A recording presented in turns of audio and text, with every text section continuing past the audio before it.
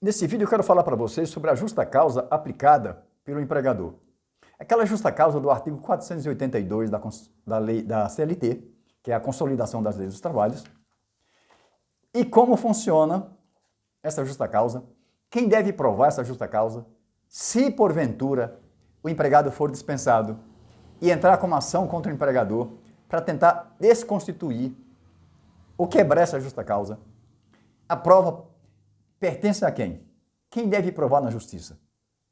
Porque nós vimos que na relação de trabalho, quando o empregado entra com uma ação, ele tem que provar os fatos. Quando é o empregador que entra com uma ação, ele tem que provar os fatos. Mas a justa causa é diferente. Mesmo o empregado entrando com uma ação contra o empregador que o dispensou por justa causa, o empregado entendendo que a justa causa é injusta e não justa, o empregado entra com uma ação e quem tem que provar nesse caso aqui é o empregador. Inverte aqui o ônus da prova.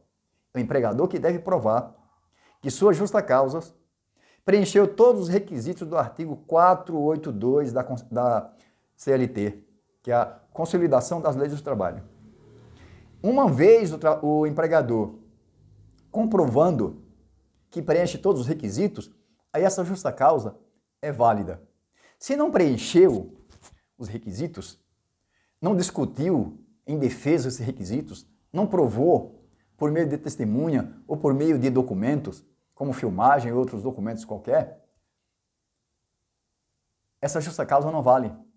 Essa justa causa vai ser quebrada, vai ser desconfigurada e o empregador deverá indenizar o empregado em todas as suas verbas rescisórias, porque desconfigurou a justa causa na Justiça do Trabalho. E essa justa causa, essa prova, o ônus probante pertence ao empregador, aquele que deu a justa causa. É isso que os tribunais têm entendido, o TST e vários julgados. Já de início afirma que o empregado é a parte mais fraca, já começa por aí. E tem uma outra coisa também que tem determinado os tribunais, que a justa causa é uma medida extrema. E para se tornar válida, tem que preencher todos os requisitos. Porque o que acontece? Os tribunais têm entendido que a penalidade da justa causa é uma penalidade máxima, imposta ao empregado, devendo ser aplicada apenas quando preenchidos os requisitos.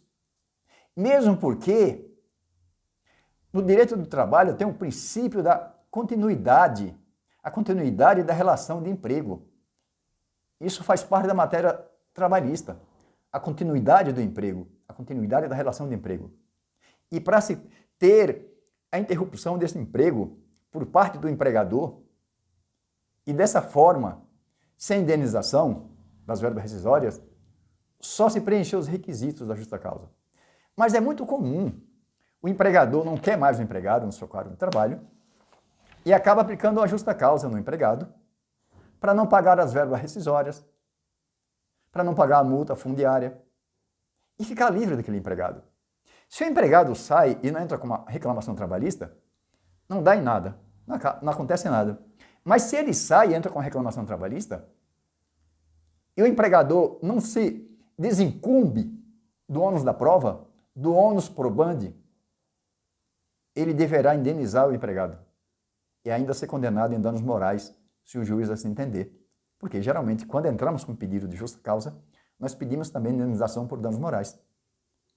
Porque não tem dúvida que o empregado tem sua honra maculada pela imputação daquele empregador que lhe imputou como a imperícia, como o desleixo. Porque não se aplica uma justa causa sem justificar o motivo.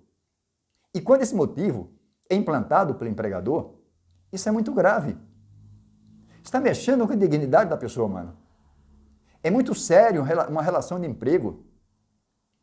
O patrão paga o salário, mas o empregado, em contrapartida, ele entrega a sua vida.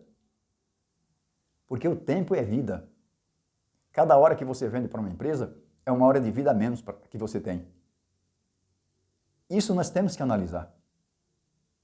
Quem é importante numa relação de emprego não é o patrão, é o empregado que é importante na relação de emprego. Ele é que vende sua força de trabalho. Principalmente quando acontece um trabalho em local insalubre. Isso aí realmente está vendendo a sua vida, está vendendo a sua saúde. Portanto, o empregado deve ser respeitado. E uma justa causa, ela só pode ser aplicada se preencher todos os requisitos. Em especial, primeiro advertência, primeiro suspensão, depois vem a justa causa.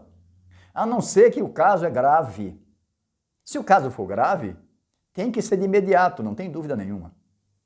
Mas se não for grave, não adianta alegar que aplicou de forma imediata, sem preencher os outros requisitos.